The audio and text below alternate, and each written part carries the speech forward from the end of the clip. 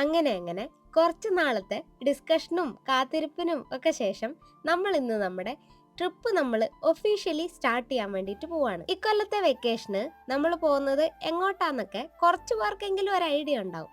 ബാക്കിയുള്ളവരോട് ഞാൻ വഴിയേ കാര്യങ്ങൾ ഓരോന്നായിട്ട് പറയാം കേട്ടോ. ജോലി കഴിഞ്ഞ് വന്ന് റെഡി ആയിട്ട് നമ്മൾ നേരെ എയർപോർട്ടിലേക്കാണ് കേട്ടോ പോകുന്നത്. നമ്മുടെ വീട്ടിൽ നിന്ന് ഏകദേശം 1.5 മണിക്കൂർ നമ്മൾ ഡ്രൈവ് ഉണ്ട്. നമ്മൾ എയർപോർട്ടിൽ തന്നെ കാറ് നമ്മൾ തിരിച്ചു വരുന്നവരെ പാർക്ക് ചെയ്തിട്ടാണ് പോകുന്നത്. എന്തായാലും ഇവിടെ നമുക്ക് കാർ പാർക്കിങ്ങിൻ്റെ അവിടുന്ന് ഒരു ഷട്ടിൽ സർവീസ് ഉണ്ട് എയർപോർട്ടിലേക്ക്. അതിനു വേണ്ടിയിട്ട് നമ്മളിങ്ങനെ വെയിറ്റ് ചെയ്ത് നിൽക്കുകയാണ് കേട്ടോ. അധികം നേരം ഒന്നും വെയിറ്റ് ചെയ്ത് നിൽക്കേണ്ടി വന്നില്ല. മാത്രമല്ല നമ്മൾ കുറച്ച് നേരത്തെയാണ് എയർപോർട്ടിലേക്ക് എത്തിയത്. നമുക്ക് രാത്രി 8:30-ക്കാണ് ഫ്ലൈറ്റ്. അതുകൊണ്ട് തന്നെ ഇഷ്ടം പോലെ സമയമുണ്ട്. ചെറുതായിട്ടൊരു മഴയുണ്ട്. അതിൻ്റെ ഇടയ്ക്ക് നമ്മുടെ ഷട്ടിൽ സർവീസ് വന്നു. ഇവിടെ ലണ്ടനിൽ നല്ല മഴയുണ്ടെങ്കിലും നമ്മൾ പോകുന്ന സ്ഥലത്തേക്ക് അത്യാവശ്യം നല്ല ക്ലൈമറ്റ് ഉള്ളതുകൊണ്ടാണ് നമ്മൾ ഈ ഒരു സമയം നമ്മുടെ വെക്കേഷന് വേണ്ടിയിട്ട് ചൂസ് ചെയ്തത്. ഒരു 10-20 പേർക്ക് സുഖമായിട്ട് ഇരുന്ന് പോകാൻ പറ്റുന്ന ഒരു സർവീസാണ് കേട്ടോ ഇത്. എന്തായാലും ഞങ്ങൾ കയറുന്ന സമയത്ത് അധികം ആൾക്കാരൊന്നും ഇല്ലായിരുന്നു. നമുക്കെല്ലാവർക്കും ഒരു 7 കിലോന്റെ ക്യാരി ബാഗ് കൊണ്ടുപോകാനുള്ള ഓപ്ഷൻ ഉണ്ട് കേട്ടോ. അതുകൂടാതെ നമുക്കൊരു ട്രോളി ബാഗിലാണ് നമ്മുടെ എല്ലാവരുടെയും ലഗേജും കൂടെ എടുത്തു വെച്ചിട്ടുള്ളത്. അതുകൊണ്ട് നമുക്ക് ഈ ലഗേജ് കയറ്റണ്ടേ ഇറക്കണ്ടേ അങ്ങനത്തെ ബുദ്ധിമുട്ടോ താമസങ്ങളൊന്നും ഇല്ലായിരുന്നു. ഇതാണ് കേട്ടോ നമ്മുടെ ബസ്. ചെറിയൊരു വാനാണ്, നമുക്കങ്ങനെ ബസ് എന്നൊന്നും പറയാൻ പറ്റില്ല. സാധാരണ കാണുന്ന ഷട്ടിൽ സർവീസിനേക്കാളും കുറച്ചും കൂടെ ചെറുതാണ്. ഇവിടുത്തെ എയർപോർട്ടും അതുപോലത്തെ വാനൊക്കെ കുറച്ച് ചെറുതാണ് കേട്ടോ. എന്തായാലും നമ്മളെല്ലാവരും ഭയങ്കര എക്സൈറ്റഡ് ആയിട്ടാണ് ഈ ഒരു ട്രിപ്പ് സ്റ്റാർട്ട് ചെയ്യുന്നത്. അത് നമ്മളെ കണ്ടാൽ തന്നെ നിങ്ങൾക്ക് മനസ്സിലാവുന്ന കാണുമല്ലോ.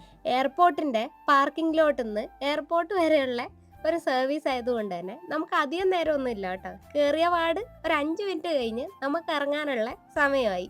എന്തായാലും നമ്മൾ എയർപോർട്ടിൽ എത്തിയിട്ടുണ്ട്. നമുക്ക് രണ്ടാക്കും ഏറ്റവും കൂടുതൽ ഹാപ്പിനെസ് കിട്ടുന്ന കാര്യങ്ങളിലൊന്നാണ് കേട്ടോ ഒരുപാട് യാത്രകൾ പോവുക. ജോലിൻ്റെ കുറച്ച് തിരക്കുകളൊക്കെ കാരണം നമുക്ക് എപ്പോഴും അങ്ങനെ യാത്ര പോകാൻ പറ്റൂലെങ്കിലും പറ്റുന്ന സമയത്തൊക്കെ നമ്മൾ അതിന് വേണ്ടിയിട്ട് ഇനീഷ്യേഷൻ എടുക്കാറുണ്ട്. നമ്മുടെ വീഡിയോ കാണുന്ന കുറേ പേർക്ക് ഇവിടുത്തെ കാഴ്ചകളൊക്കെ കാണാൻ ആഗ്രഹമുണ്ടെന്ന് എനിക്കറിയാം. എന്തായാലും നമ്മുടെ ഷട്ടിൽ സർവീസിൽ നമ്മൾ നമ്മുടെ എയർപോർട്ടിൻ്റെ ഫ്രണ്ടിലാണ് കേട്ടോ വന്നിറങ്ങിയിട്ടുള്ളത്. ഇത് കിച്ചണർ എയർപോർട്ട് എന്നാണ് അറിയപ്പെടുന്നതെങ്കിലും ഒഫീഷ്യലി ഇതിൻ്റെ പേര് region of Waterloo international airport എന്നാണ് കേട്ടോ. എന്തായാലും നമ്മുടെ എയർപോർട്ട് എന്ന് പറഞ്ഞ് നമുക്ക് ഈ ഒരു എയർപോർട്ടിൽ അധികം കാണിക്കാനൊന്നുമില്ല. കാരണം ഇവിടെ 2020 തൊട്ട് കുറച്ച് റെനോവേഷനും കാര്യങ്ങളൊക്കെ നടക്കുന്നതുകൊണ്ട് ചെറിയൊരു എയർപോർട്ട് സെറ്റപ്പിലാണ് ഇപ്പോൾ ഉള്ളത്. പക്ഷെ ഇത് വളർന്നുകൊണ്ടിരിക്കുന്ന കാനഡയിലെ വൺ ഓഫ് ദ എയർപോർട്ടാണ് കേട്ടോ. പുറത്ത് കുറച്ച് തൂളൽ മഴ ഉള്ളതുകൊണ്ട് നമുക്ക് അധികം നേരം ഇവിടെ നിന്ന് കറങ്ങണ്ട കേട്ടോ. എന്തായാലും നമുക്ക് എയർപോർട്ടിന്റെ അകത്തേക്ക് പോവാം. നമ്മുടെ കണ്ണൂര് ആദ്യമായിട്ട് എയർപോർട്ട് വന്നപ്പം നമുക്ക് ആദ്യമായിട്ട് ഫ്ലൈ ചെയ്യാനുള്ള ഒരു ഓപ്ഷൻ ഇത്ര അടുത്ത് കിട്ടിയത് കേട്ടോ. അന്ന് ഞാനും അച്ഛനും അമ്മയും അനിയത്തി എല്ലാവരും കൂടെ ഫസ്റ്റ് ഫ്ലൈ ചെയ്തത് കണ്ണൂരിൽ നിന്ന് ബാംഗ്ലൂരത്തേക്കാണ്. നമ്മുടെ സ്വന്തം നാട്ടിൽ ആദ്യത്തെ ഒരു എയർപോർട്ട് വന്നപ്പം അത് എക്സ്പ്ലോർ ചെയ്യാൻ വേണ്ടിയിട്ടുള്ള ഉദ്ദേശത്തിലായിരുന്നു അന്നത്തെ ആ ഒരു ഫ്ലൈ. പിന്നീട് അങ്ങോട്ട് നമ്മൾ പല പല ആവശ്യങ്ങൾക്ക് വേണ്ടി ഫ്ലൈ ചെയ്തെങ്കിലും അന്നത്തെ ആ ഒരു എക്സ്പീരിയൻസ് ഭയങ്കര അടിപൊളിയായിരുന്നു. എയർപോർട്ടിന്റെ അകത്തേക്ക് കയറുമ്പം ആദ്യം തന്നെ ചെക്ക് ഇൻ ഏരിയയിലാണ് കേട്ടോ ഉള്ളത്. എന്തായാലും നമ്മൾ നമ്മുടെ ലഗേജ് ഒക്കെ ഇവിടെ വെച്ച് ഫസ്റ്റ് ചെക്ക് ഇൻ ചെയ്തിട്ട് ബാക്കി പരിപാടിയിലേക്കൊക്കെ കടക്കാമെന്ന് വിചാരിച്ചു. ഇത്തവണത്തെ നമ്മുടെ വെക്കേഷന്റെ ഫുൾ വീഡിയോ ഷൂട്ട് ചെയ്തത് അമലേട്ടനാണ് കേട്ടോ. അതുകൊണ്ട് എനിക്ക് പ്രത്യേകിച്ച് പണിയൊന്നും ഇല്ലാതെ ഭയങ്കര റിലാക്സ്ഡ് ആയിട്ടാണ് ഇത്തവണ ട്രാവൽ ചെയ്യാൻ വേണ്ടിയിട്ട് പറ്റിയത്. ഹലോ ഗൈസ്, വെൽക്കം ടു കേൾ കാനഡ. നമ്മുടെ ഒരു അടിപൊളി വീഡിയോയിലേക്ക് എല്ലാവർക്കും സ്വാഗതം.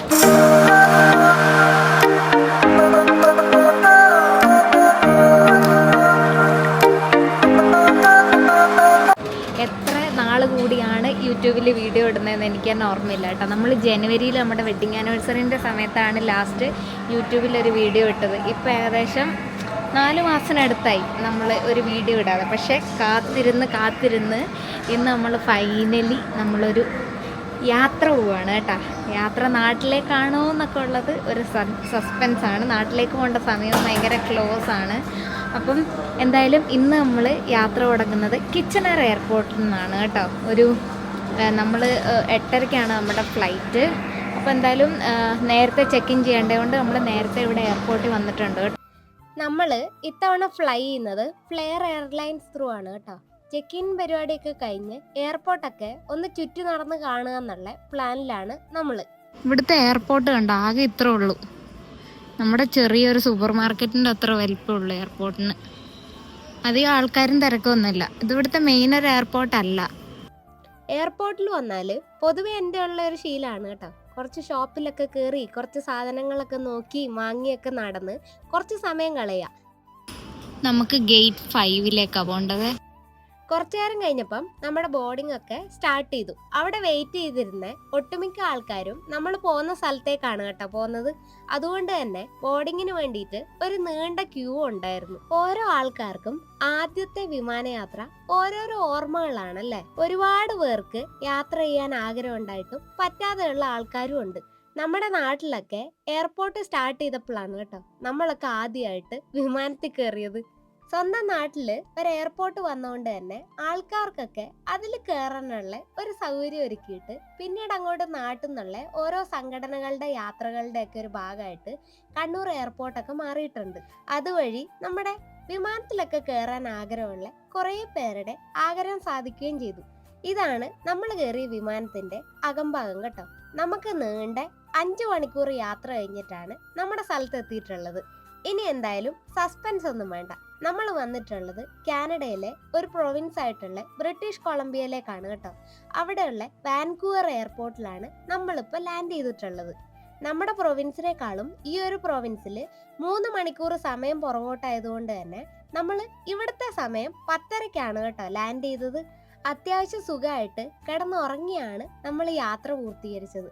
ഇനി നാട്ടിലേക്കൊക്കെ പോകുന്ന സമയത്ത് 10-20 മണിക്കൂർ ഇതേപോലെ ഒരേ ഇരിപ്പിരിക്കണ്ടേന്ന് ആലോചിക്കുമ്പോൾ തന്നെ പേടിയാവുന്നു. ബ്രിട്ടീഷ് കൊളംബിയയിലെ വൺ ഓഫ് ദി ബിഗ്ഗസ്റ്റ് ആയിട്ടുള്ള സിറ്റിയാണ് കേട്ടോ വാൻകൂവർ. അവിടെയാണ് നമ്മൾ ഇനിയുള്ള ഒരു ദിവസം സ്പെൻഡ് ചെയ്യാൻ വേണ്ടിയിട്ട് പോകുന്നത്. നമ്മൾ കയറിയ കിച്ചണർ എയർപോർട്ട് ചെറിയൊരു എയർപോർട്ട് ആണെങ്കിൽ വാൻകൂവർ എയർപോർട്ട് നീണ്ടു നിവർന്ന് കിടക്കുന്ന വലിയ എയർപോർട്ടാണ് കേട്ടോ. കാനഡയിലെ ഏറ്റവും തിരക്ക് കൂടിയ എയർപോർട്ട് നമ്മുടെ പ്രൊവിൻസിലുള്ളതാണ് കേട്ടോ.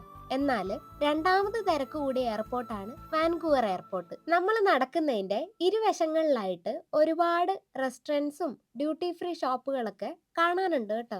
ഇവിടുത്തെ ഒരു പ്രത്യേകത എനിക്ക് എയർപോർട്ടിൽ നിന്ന് തന്നെ മനസ്സിലായത്, ഇവിടെ കുറേയും കൂടെ കൾച്ചറൽ കാര്യങ്ങൾക്കൊക്കെ ഇമ്പോർട്ടൻസ് കൊടുക്കുന്ന ഒരു പ്രൊവിൻസ് ആയിട്ട് തോന്നിയിട്ടുണ്ട് കേട്ടോ. കാനഡയിലെ ഇൻഡിജിനിയസ് ആൾക്കാരെ റെപ്രസെന്റ് ചെയ്തിട്ടുള്ള ഒരുപാട് കലാപ്രദർശനങ്ങളും ശില്പങ്ങളും പെയിന്റിങ്ങുകളൊക്കെ എയർപോർട്ടിന്റെ പല പല ഭാഗത്തായിട്ട് നമുക്ക് കാണാനും പറ്റും. വലിപ്പത്തിന്റെ കാര്യത്തില് ലോകത്തിലുള്ള രണ്ടാമത്തെ കൺട്രിയാണ് കേട്ടോ കാനഡ.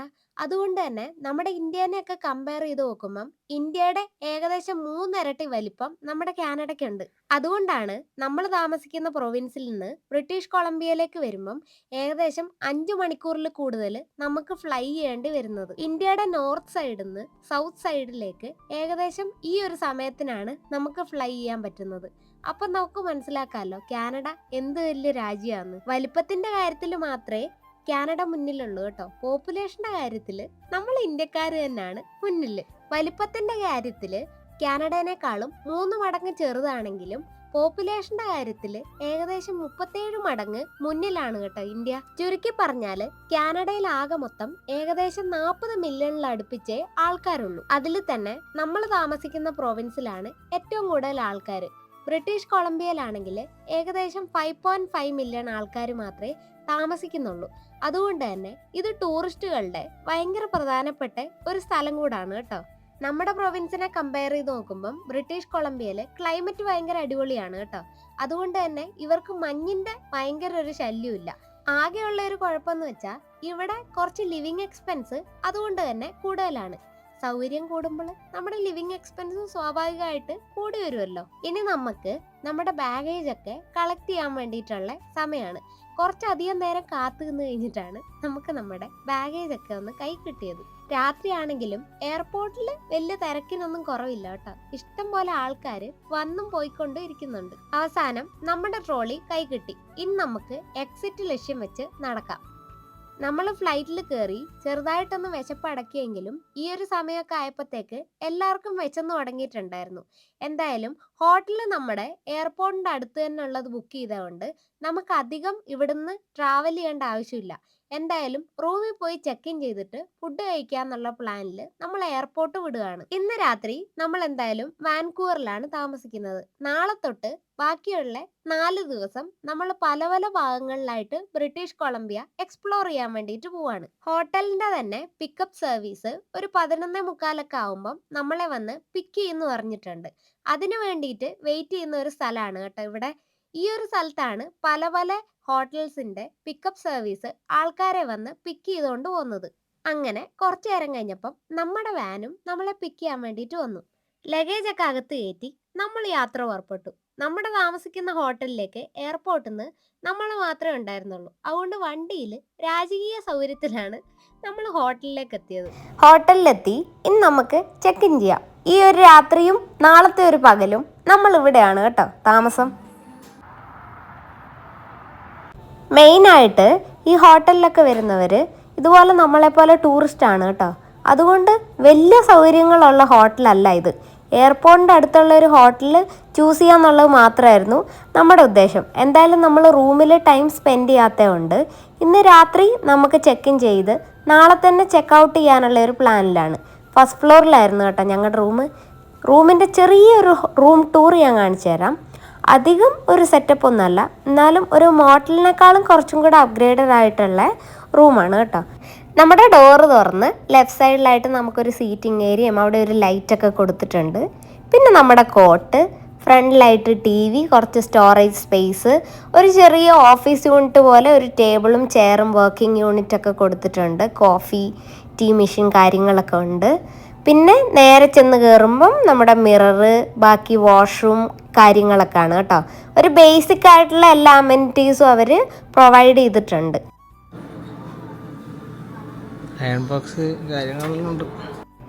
ജസ്റ്റ് ഒന്ന് ഉറങ്ങി എണീക്കാൻ നമുക്ക് കുശാലായിട്ട് ഈ സൗകര്യം തന്നെ ധാരാളം. എന്തായാലും നമുക്ക് എല്ലാവർക്കും നല്ലോണം വിശന്നിട്ടാണ് നമ്മൾ എയർപോർട്ടിൽ നിന്ന് തന്നെ വന്നത് കേട്ടോ.